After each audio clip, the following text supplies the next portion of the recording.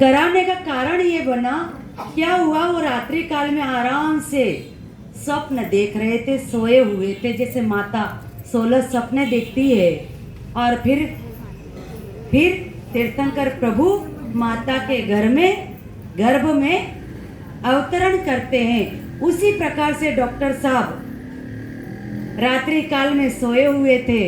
अब ये तो क्या, पुरुष तो गर्भ धारण कर नहीं सकते, लेकिन हुआ ये उस सपने में कि उन्होंने देखा कि माता जी मेरे घर में आई और मेरे पास आ करके बैठी है। ये उन्होंने अपने स्वप्न में देखा। बस उसके बाद में जैसे ही उनकी नींद खुली, ये रात्रि का अंतिम प्रहर था और रात्रि के अंतिम प्रहर में जो स्वप्न आते हैं वो साकार होते हैं।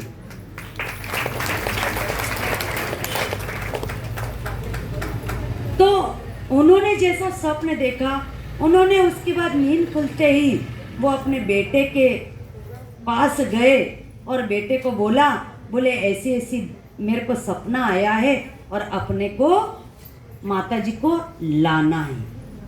ये दोनों बाप बेटे के अंदर विचार हुआ, बात हुआ। और उसके बाद में क्योंकि दोनों बेटे कौन से, एक चिक्कोड़ी वाले और बेलगांव वाले यहाँ नहीं थे। जो बेटा सामने था उससे बात किया और उसको लेकर के निकल चले और बाकी की घटना इन्होंने बता दी, क्योंकि बाकी की घटना में बताऊंगी तो डबल रिपीट हो जाएगा, समय अपना वेस्ट हो जाएगा। श्रीफल चढ़ा दिया और चातुर्मास फाइनल हो गया। इसका मतलब उनके अंदर जो उनको स्वप्न आया वही स्वप्न आज यहाँ पर साकार हो गया। एक बात बताइए, 8 साधु एक गांव के लिए, 1 साधु 2 साधु भारी हो जाते हैं, बहुत बोझिल हो जाते हैं।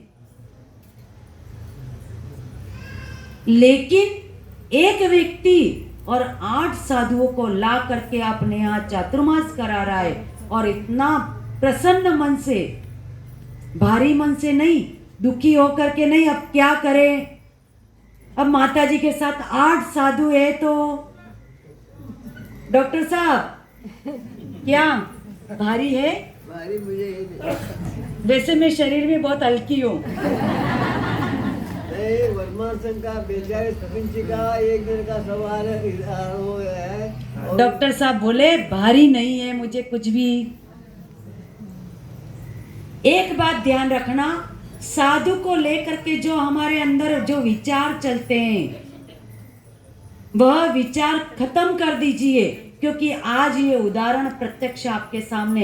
एक व्यक्ति जब 8 साधुओं को रख सकता है, एक समाज 400 साधु हो तो भी रख सकते हैं। उसका मैं उदाहरण आपको बताती हूँ। राजस्थान में 25 घर की एक समाज थी और वहां पर 25 साधुओं का संघ पहुंचा। 25 घर की समाज और 25 साधु का संघ पहुंचा। चातुर्मास के लिए श्रीफल चढ़ा दिया और साधु ने चातुर्मास किया, कोई भारी नहीं हुआ। प्रत्येक घर में रोज चौका चला। यदि एक एक साधु के लिए एक एक चौका लग जाए, कौन सा भारी होता है? भारी होता है क्या? बताइए। आप लोगों ने तो चातुर्मास करा चुके हैं, आप लोग तो बड़े बड़े संघों को चातुर्मास करा चुके। कौन से महाराज? आचार्य कुंतु सागर जी महाराज को। उनका उस समय कितने साधु थे?